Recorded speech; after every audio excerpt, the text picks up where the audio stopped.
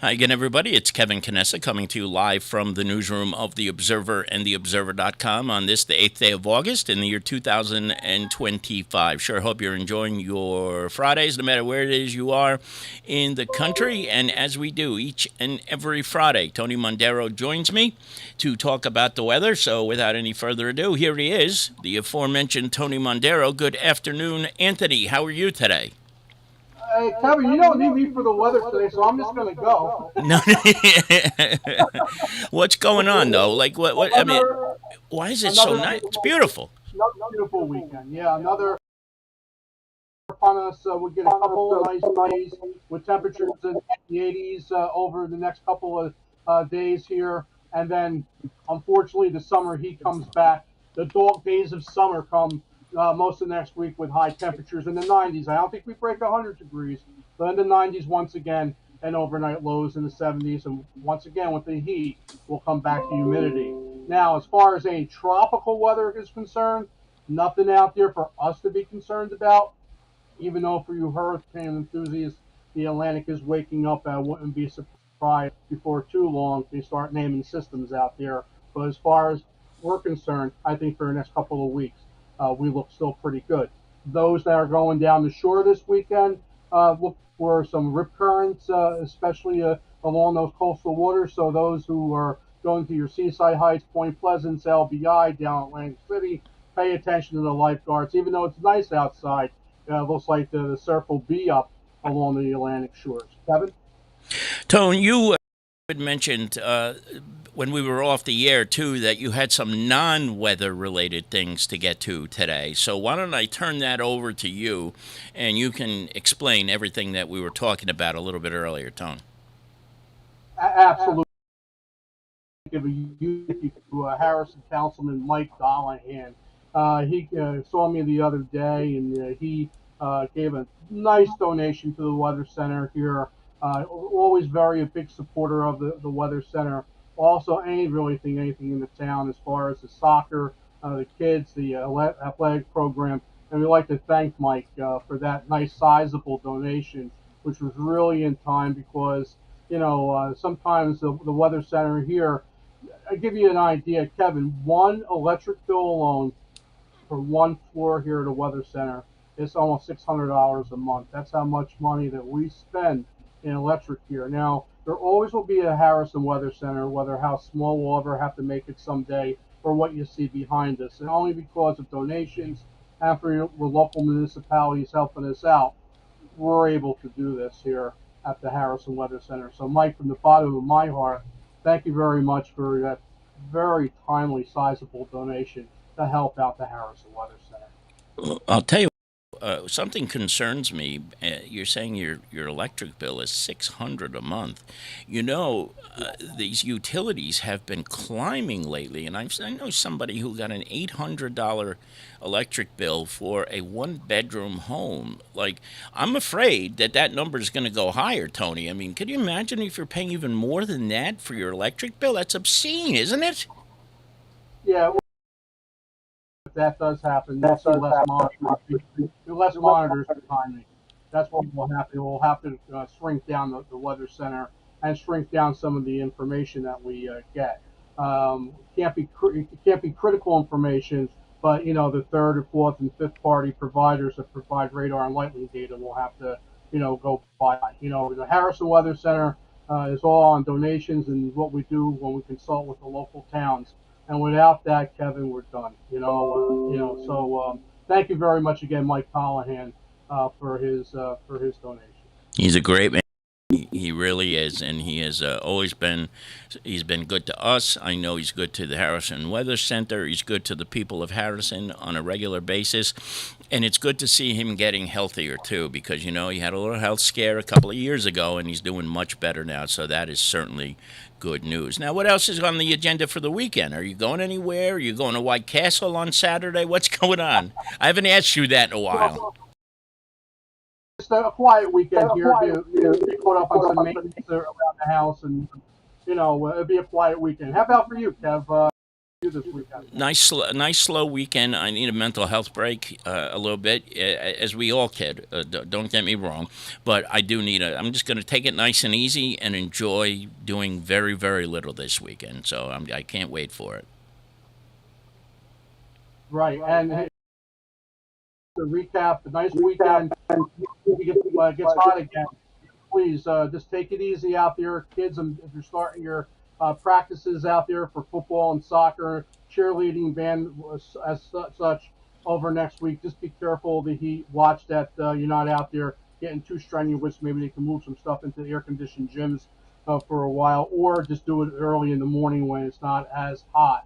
And hopefully, Kev, the Mets can find its way for a couple of wins, and at least as Yankees as well. That would be nice, right? Oh my God, my patience is wearing very thin with the Metropolitans right now, so they better get it together, or else they're going to find themselves on the outside looking in. It's not that, they are very close to being on the outside of the playoff picture right now. So let's just hope they do get it together. They really do need to do that and do it now. Tony, thank you, my friend. As always, I see you back here next week, right? We'll be back 1 week from today. Absolutely. Can't wait. Okay. And have a great weekend, and it's great joining you again, Kev. Always a pleasure, my friend. There he is, the one and only Tony Mondaro. Of course, he from the Harrison Weather Center, the longtime director of the Harrison Weather. And now we're going to switch gears a little bit, and we are going to switch over to Mayor Dan Pronti from the Borough of North Arlington. I thought he says he's in the chat room, but I don't see him. That's black. Dan, can you hear me, Mayor? I'm There. sorry, I had you on. I had the little sliding safety thing on there. I Very couldn't good. see it. That is great. That's great. All right. So I don't know if I'm losing you now. I got a little choppy. All right, are you there now?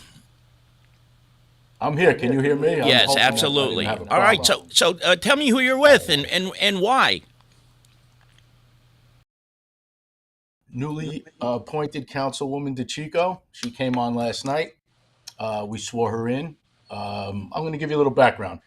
Councilwoman Lynette Cavadis, who is a two-term councilwoman, she had to resign due to personal reasons. She moved out of town, and it was amicable, and we wish her well. And she's still a big supporter, and she's actually a big supporter of our decision on who to replace her with.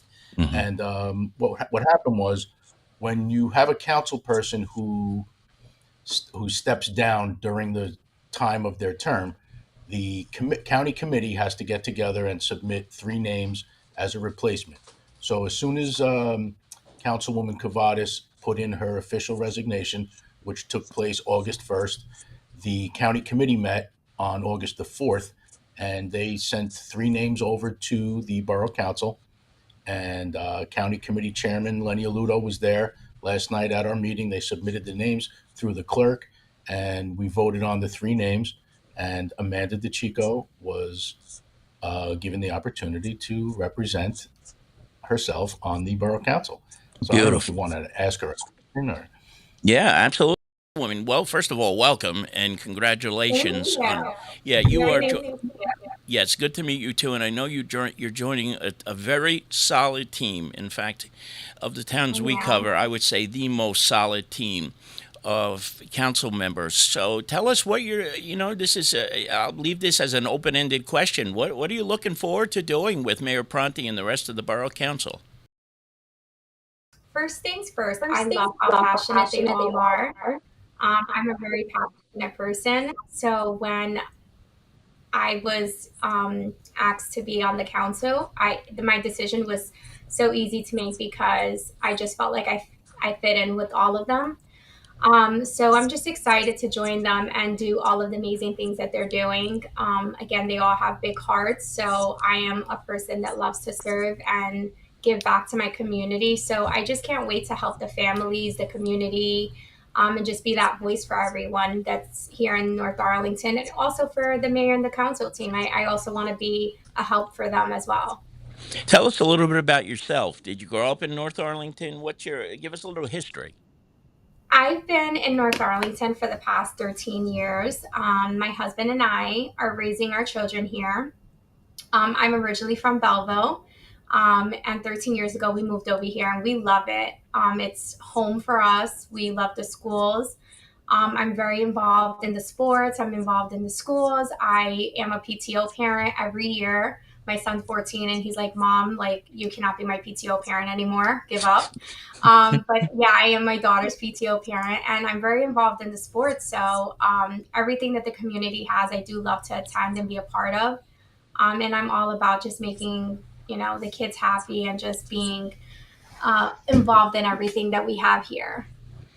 If you're joining us, Mayor Pronti's here with the newest councilwoman in North Arlington, and you got to correct me if I'm wrong, but your term is going to end at the end of this year, right? So you're really in a re-election cycle already, aren't you? Correct. Right. Okay. Good. Mayor, you tell me. Here's a question for you, Kev. Amanda's son was on the North Arlington Little League team that just went out to Western Pennsylvania to represent the state of New Jersey. I don't know if you know, but the North Arlington Little League team won the state, and her son is one of the baseball players that went out there. We're very proud of him as well. That's tremendous. So just to give you a little bit of background. Another piece of information that I want to tell you is Amanda is a published author. And I know she's very,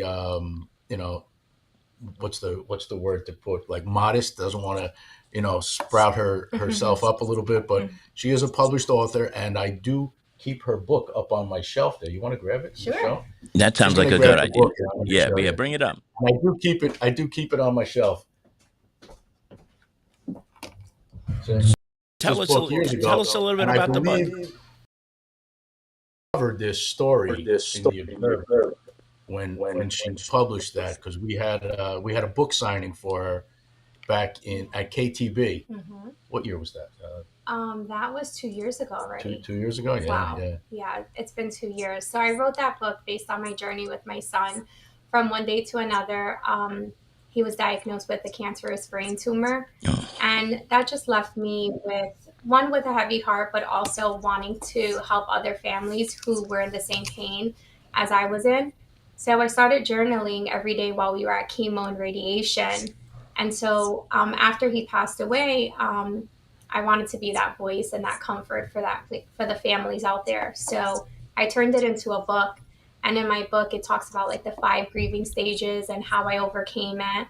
It talks about my faith and how I turned to God and my healing process. So it's very relatable for a lot of families, not even families who went through cancer, but just people who are just going through hard times in life. It pretty much says like there's a storm, but there's a rainbow at the end of it.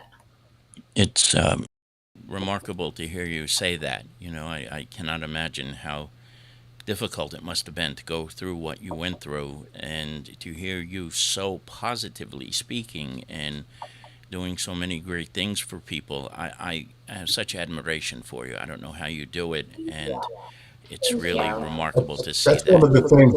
That's one of the things that makes it much easier. Knowing the person that she is, and the obstacles that she's overcome, and the experience that she has at such a young age. And really, we had numerous people who showed interest in the position, as you know. Right.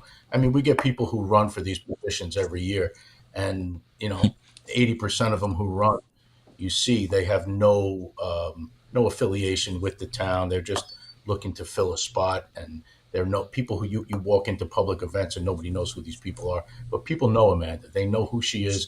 She's always around town. She's always at different things. She's been part of the community since she's been here. I mean, we've known each other since I was first running for council back in early days. Yeah. And she's just an amazing person. And the decision was mindless. We had to just pick the right person, and I think she's good and ready, and she's going to make a lot of people proud.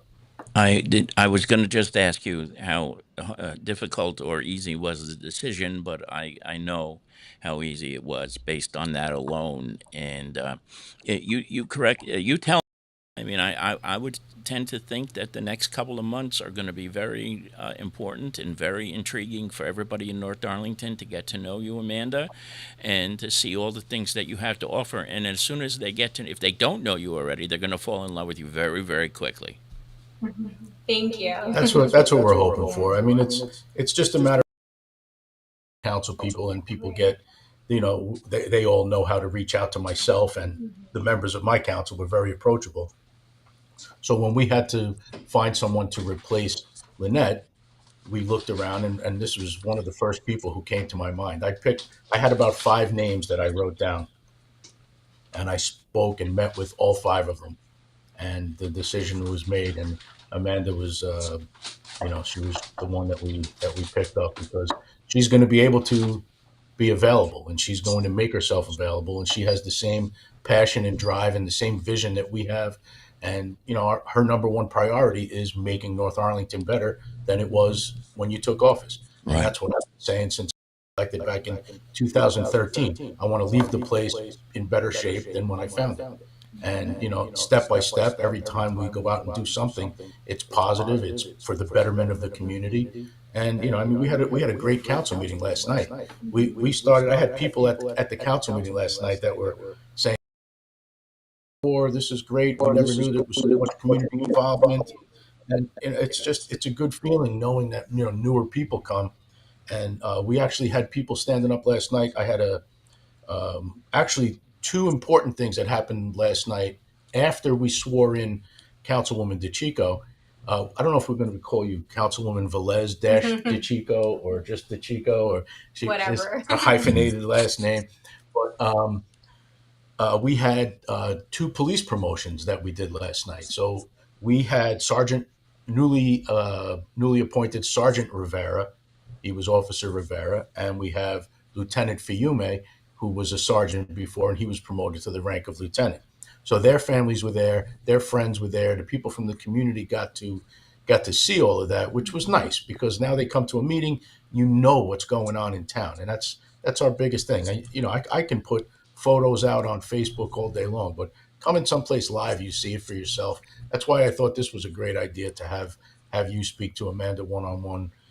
With this, I love the idea of you taking such an interest in the political formats that go on in the towns that you cover. Thank you. Because you're always on top of it.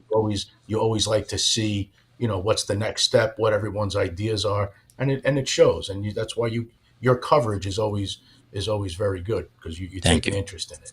Thank you. I just wonder one thing, though. You do realize, Amanda, you're not going to sleep much now. I mean, this is going to be you're going to be everywhere all the time, because the man sitting right next to you does not rest. I'm convinced of it. He does not sleep, and if he does, it's with his eyes open. So you're next. You know that, right? I know. I always say he wears his heart on his sleeve, and he is all in it. Like, he sleeps, wakes up, and thinks about the community and what he can do and what are his plans. So that's also another reason why I wanted to be a part of their council, because I just love how passionate he is. So it was so easy to make my decision. I'm like, Dan is so caring. I always say I don't know a mayor that loves their community as much as him. It is true. He really does. He really does. Now, on our way out here, what else do people need to know? Is anything else going on that you want to let people know about right now while we have you together, or are we good now? Actually, yeah, we had a couple of big things that happened at the meeting last night. We finalized our purchase of the Comcast property Great. on River Road, which we've spoken about for probably about 8 months. Right. But as you know, in a real estate deal, sometimes they take time. There is a matter of, because it's on the water, you had to worry about the DEP and everybody coming in for different tests, different regulations. So we got all the paperwork squared away, and everything is done. And we should be the proud owners of a future parking lot within the next 9 days after today. Beautiful. And this is a 100% win for the town, for the community, for the people who live on the western slope of North Arlington, and anybody who attends Little League games, soccer games, football games, cheerleading down at Rip Collins and at Joseph Malillo Field, um, down on River Road, because people were parking up on the hills, walking. It's easy to walk down the hill to get to the game, Yeah. but then at the end of the game, and you have to walk up the hill back to your cars. People are, you grunting going up the hill, sometimes in the rain. So what we're doing is this parking lot is going to be fantastic, because it's going to give you a safer route back to the fields. You're no longer going to have to cross River Road, which is always an adventure, and you're never going to have to worry about finding a parking spot in front of someone's house, having them call up the police and say, "Listen, there's people parked too close to the corner," and it's always something that's a necessity, and we've identified that there was a problem there, and Yep. we took action, and we finally got it taken care of. These are the things that we like to do, on a case by case basis, but we have to make the right decisions, and I think we did here. And plus it's going to be beautified, because you know how I feel about the beautification, Yep. and driving down River Road, the first thing you see when you're coming into town from the Kearney side is that's the first eyesore that you come across. And then there's another one that's a little further down, which is the Gollum gas station, which we're in the process of purchasing, because we want to make sure that that is going to be more parking and overflow for the future home of the senior housing project that's going in across the street by where the VFW currently is, because we're going to have a brand new veterans home and veterans hall built there with the senior housing. Interesting you bring a couple of these up together, because I was thinking about the Gollum gas station, and I remember passing that when I was a kid. I mean, and we're talking 30, 40 years ago here, and it always seemed to be dilapidated, and now you're going to fix that. You're able to get the Comcast thing done. You're adding parking. I don't think there are too many mayors who can say we've added parking, because you know how difficult it is around here, in not just North Arlington, but all the surrounding communities. So for you to be able to add parking in the middle of all this is really extraordinary. It really is, and I know you're proud of that work, and you've worked hard to get there. And we're always thinking about finding new places for parking, because parking is a problem everywhere. If I had a time machine and I could go back to 1940, I would definitely design this town in a different way. But unfortunately, I can't do that.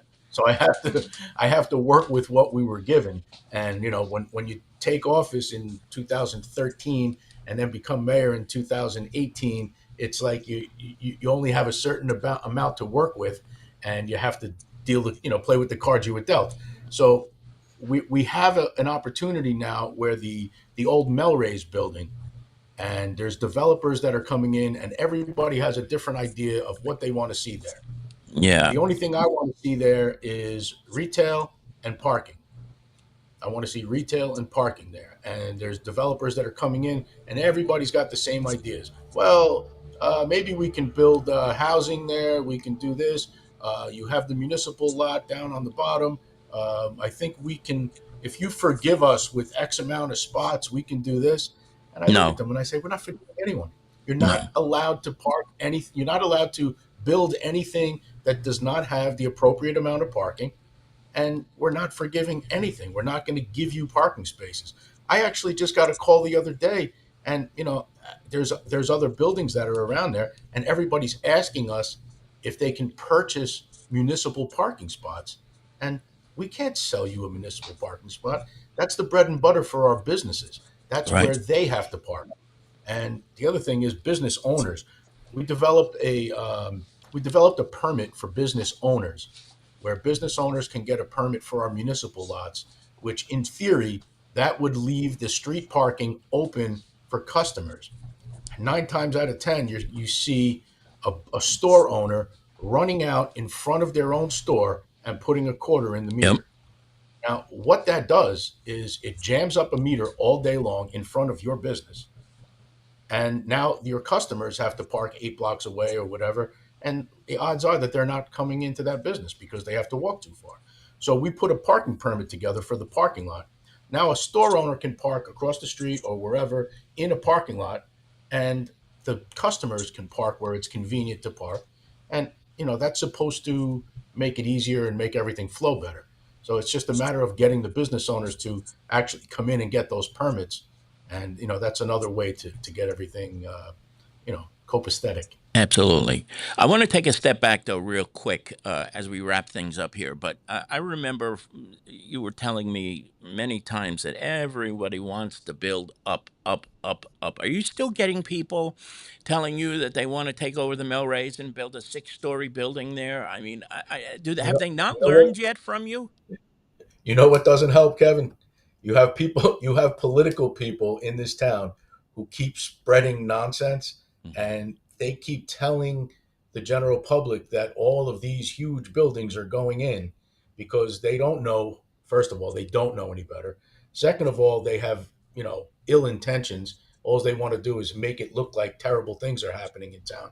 Right, So if someone comes to us and says, I want to pull a permit to build a building where Melrose is. And they say, all right, well, I want to put in a six-story building with 35 units and this and that.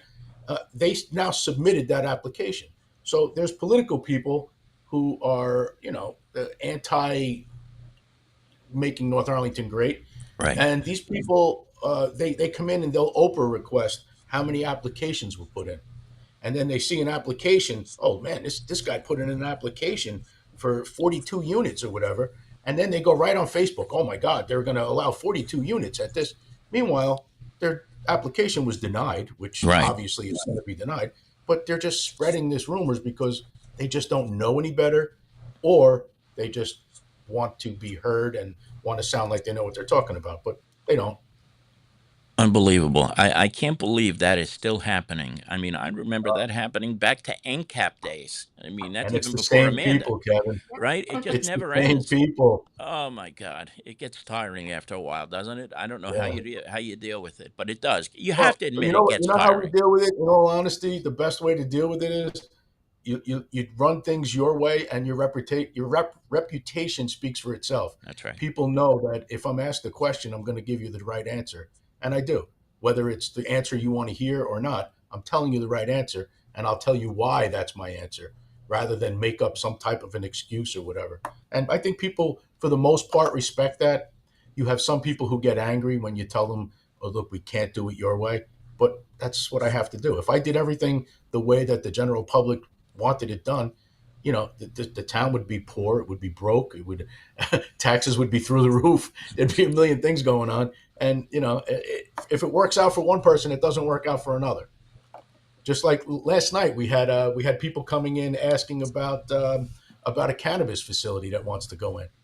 Now, as you know, years ago when they legalized cannabis, we adopted 3 out of the 5 approvals for cannabis. Hmm. We allowed them to manufacture, distribution, no, manufacture, growth, and I forget what the third one was, but Right. we did not allow distribution or delivery. So you can't. We didn't allow a place to open up and sell it. Right. And looking back on it, I don't know if we would do it differently now, because I've gone to these places and I see what the future holds. So we're kind of up in the air on whether or not we're going to be making any changes on that, because let's face it, the cannabis industry is turning into a pharmaceutical industry, and the people that are running it and the regulations that are on it are so strict, and they're stricter than if you go to a Walgreens. Right. You can go into a Walgreens with a prescription and get opioids. And going into a cannabis place, you have to be 21 years old to enter. There can be no advertisement on the outside, so the stigma isn't as bad as it was. But the other thing is the financial impact that it has on a municipality is astronomical, because we have a woman who lives in town who owns a dispensary in Newark, and I've gone there because because she invited me there to look at it. And I did not want to have a dispensary around. And I said, it just gives you that wrong impression Right. on how the town looks. And I went and visited it, and we're actually going to go back and visit it again. Wow. The way that they run it, it looks like a fancy boutique. Mhm. You walk by the front of it. There's not one thing on the front of the store that says anything about, the cannabis industry, marijuana, nothing. I was very impressed, to be honest with you. And I never thought I would. And I was impressed with the way that they run it. And going inside, you walk in and there's plants, and it's just it looks like you're going into a jewelry store. Then you walk up and there's a person standing there who checks your ID. You have to go in, make sure you're of age, and you go in and there's all little countertops with glass and everything. There's just nothing. There's no smell of marijuana. There's Right. no thing like that. And I was very impressed. I mean, there's a lot more to go over and to look at before we make any decisions. And like I said at the meeting last night, this is not a decision that I'm going to make, that our council is going to make. This is a decision that our community makes, because we Right. act on behalf of the community. And, we are going to take information. And if this is what the people of North Arlington want, this is what we'll do. If it's not what they want, then we're not going to do it. And it's, there's always going to be people that are going to say, oh, I think it's a great idea. I think it's a terrible idea. But our job is to compile enough information to educate everybody the right way. And that's all I'm looking to do at this point, is take it into account, look at all the possibilities, look at the pluses, the minuses, and we make the right decision in the long run. Not to say that if decide no, and the community decides no, that's not something that's going to be revisited down the line, because we Right. could. And, and there's different ways to attack these things. Have you put a time frame on this yet, or is it just let's see how it goes? No, you know what it is? I've had people come in and just, ask, they inquire, they're looking for different areas. We don't want to put something like that in proximity to a school. Right. We don't want to put anything in a residential area. Look, there's so many limited spaces where anything like that could go if we do take that route. I mean, obviously it's not going to go in a residential area. It's not going to go next to a playground. It's not going to go near a park. It's not going to go near a school.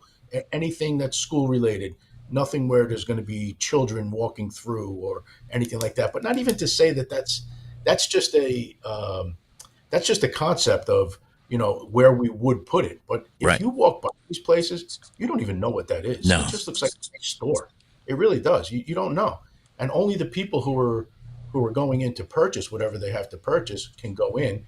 And once you come out, it's not like you can use these things or use the product within a certain proximity of that building, because the regulations are so strict that if you buy something in there, you can't use it within X amount of feet from there. So it's not like you're going to have people hanging out outside and, and smoking or doing anything like Right. that you would with the product. So I mean, look, there's a lot of things to work out.